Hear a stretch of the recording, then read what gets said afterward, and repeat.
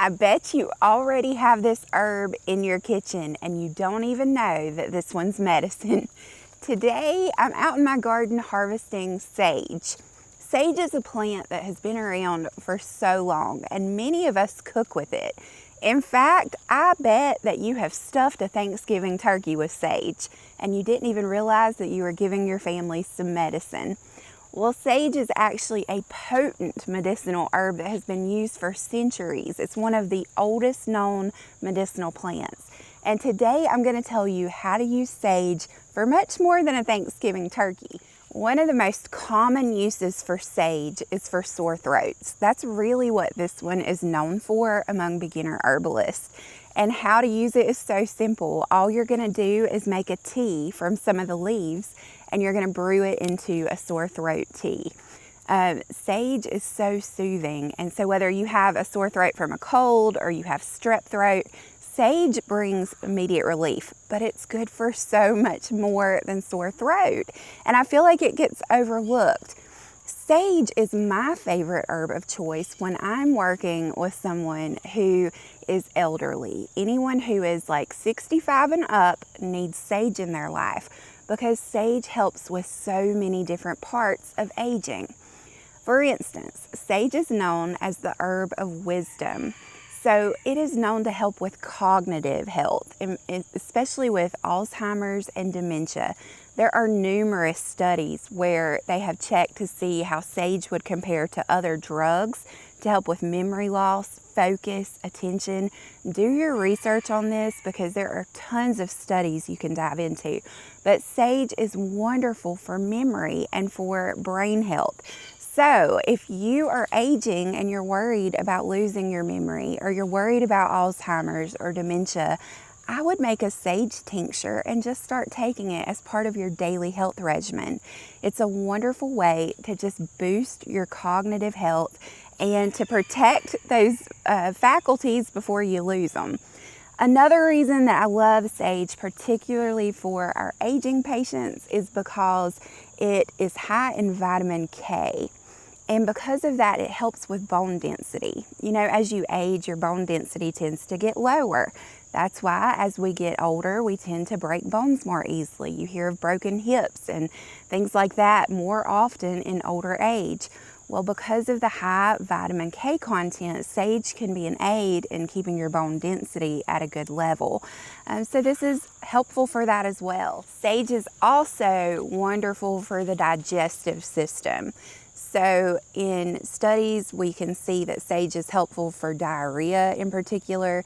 It can even be helpful in emergency medicine for cases of dysentery where it's serious gastrointestinal problems. So sage is so good for all the things. It's good for memory. It's good for keeping your attention span where it needs to be. It's good for gastrointestinal health. It's good for sore throats. This one is also really wonderful for young people who are in school. And here's why. Just like it can help our older friends with memory, it can help our younger friends with focus and attentiveness. So for instance, I'm a homeschool mom. I've been homeschooling kids for 20 years. And when it's time to study for a big exam, my kids are college age now, and when they have a test coming up, and they're in that stressed out, cramming, gotta retain this place, we reach for sage. A sage tincture can sharpen the mind and sharpen focus. And if you struggle with focus and attention span, you could try sage. Moms of littles, you could slip a little bit of sage into their morning scrambled eggs, or you could even try a little sage tea with your little ones before school to help them settle down and be ready to focus and get their schoolwork done. So all ages and stages can benefit from sage, and you probably already have it in your medicine cabinet. You can cook with this. It's wonderful for culinary. I always add sage to my bone broth, especially this time of year in the fall, because it's a great way to boost immunity. But no matter your age or stage of life, use some sage. Today we're going to harvest a basket full of this because my sage has spread and kind of gotten wild. And we're going to take this in and we're going to make a tincture out of it, specifically for focus and attention. So my husband Josh, his sweet grandma has dementia, and over the last year, she has asked me repeatedly for herbs, and I gave her some lemon balm, which she has found very helpful, and she repeatedly asks for it. When it runs out, she'll call me and tell me. And so I want her to try this to see how it will help with her memory. The lemon balm has helped her a lot with her sleep and with her stress. But I'm curious if the sage will actually give her any relief to her confusion that has come with dementia. So part of what we're doing with this sage today is we're going to take it to Josh's sweet grandma. And the other part of it we're going to keep here on hand for my college kids when they need to study. And then of course we need to dry some just to have on hand for Thanksgiving when it comes time to stuff the turkey. We're going to want to have plenty of sage for that too. So let's harvest some sage. And then before we go inside, I'm going to take you to see another kind of sage growing in my garden that does something completely different for the system, but it's also just as important.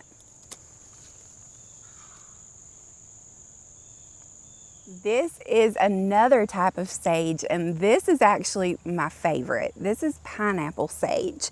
And this variety is native to Mexico and Guatemala, and it loves hot weather. So if you live in a colder climate, this one probably won't grow well for you. But if you get heat, like high heat, you need some pineapple sage. For me, I grow this one as an annual. It does not come back every year. It gets too cold in the winter here for it. But I plant it every single year because for me personally, pineapple sage is the plant that works better than any plant that I've ever personally tried for anxiety. That is traditionally in Mexican herbal medicine what it is used for. They use pineapple sage as a tea for anxiety. You can also tincture it and get an even more potent effect, although it's going to be so potent that I don't necessarily think it's a good match for everyday anxiety. If you are dealing with like chronic PTSD level anxiety, then a pineapple sage tincture might be appropriate. But for just normal everyday jitters, social anxiety, a tea is plenty strong enough, and it is effective. And look at these beautiful little red flowers it grows. And the best part of pineapple sage is it literally smells like pineapples. And the little flowers kind of have that citrus, like tropical taste. You can actually eat the flowers. They're a beautiful addition to salads. Make a tea just from the flowers, and your tea will have that little kind of crimson scarlet hue to it. Or you can also tincture and tea the leaves, and they work really well too. I personally think the flowers are the most effective part of this plant if you're using it for anxiety specifically. So pineapple sage is a wonderful friend to the anxious heart. And just like our regular garden sage, pineapple sage can be wonderful for sore throat. It can help with all of the same things, cognitive health, memory, but this one offers a specific boost in the direction of anxiety. So if that's something you struggle with, pineapple sage will be a dear friend. So add this one to your garden. It's another wonderful variety of sage that is worth growing, and it's one people don't talk about often enough. I'm always amazed when I buy a book about herbs and this one isn't mentioned because it is such a staple in my garden. So pineapple sage, make sure you grow some. Now there's one more type of sage that I grow that I highly recommend you put in your garden. So let me show you what that one is next. This little plant sitting beside me is Clary Sage, and this is the third type of sage that I always grow in my garden. This plant is actually 2 years old, and it's still relatively small. Clary Sage can take a bit to get established, but it's an important one to grow if you're a woman. Now, Clary Sage is best known for its use as an essential oil. I think maybe a year, 2 years ago, Clary Sage became super trendy and viral as an essential oil to use for hormone balance, especially for menopause. And it seemed like everywhere I looked, I was seeing people talk about Clary Sage essential oil. Now, do I think that Clary Sage essential oil is good for menopause? Probably. As a menopausal woman, I would prefer to use the Clary Sage plant, and here's why. Essential oils are super trendy. Everybody loves them, but unless you know the way the plants were grown and how they were processed, you don't really know what you're getting with essential oils. And it takes a whole lot of plant matter to make that tiny bottle of oil. I think the whole plant has value. Leaves, stems, roots, flowers, all of it. And you miss out on a lot of that if you skip just to the oil. So I choose to grow the whole Clary Sage plant. And Clary Sage is wonderful for hormone balance. It has mildly hypnotic properties. Not extreme, but it's mildly hypnotic. So it's one you want to be careful with. It's one of those herbs that it's just super powerful, and that's why you don't see it offered in plant nurseries very often. You about have to buy this from seed and grow it yourself. You can buy seeds for this and all these other types of sage from strictly medicinal seeds. But Clary Sage, the way I use it is in tincture form, and I use it for menopause support, hormone balance support. It's really good for PCOS, endometriosis, any sort of hormone imbalance. Clary Sage is going to come in and just kind of be a balancer. So it's a good friend to have on hand in your garden. And listen, don't believe the hype. You don't need to spend $80 on a tiny bottle of essential oil. Pay $3 for a pack of 100 seeds, and you'll have Clary Sage for the rest of your life in abundance. And you'll have all you could ever use, and all your community will ever need, and all the women in your neighborhood will ever need. And you won't all be spending $100 a bottle or whatever it costs these days for essential oils. Plants, whole plants are just so good. And why fall for the marketing gimmicks? Go for the full plants. So I just want to remind you today that plants are medicine. They're food, yes. They're healing, yes. And they are medicine. So whether we're dealing with something special like Clary Sage for hormone balance, or pineapple sage for anxiety, or regular old garden sage like I've got in my basket for sore throats or for cognitive health, the main idea I want you to take away from this lesson today is that God creates every plant with a purpose, and every plant offers something new. We just have to take the time to learn to use them, to experiment, to see how plants make us feel. And the thing is, some plants that work well for me might not work well for you, and that is why herbalism is personal. You may take Clary Sage for hot flashes and find that it just immediately solves every problem you've ever had, and you never have a hot flash again.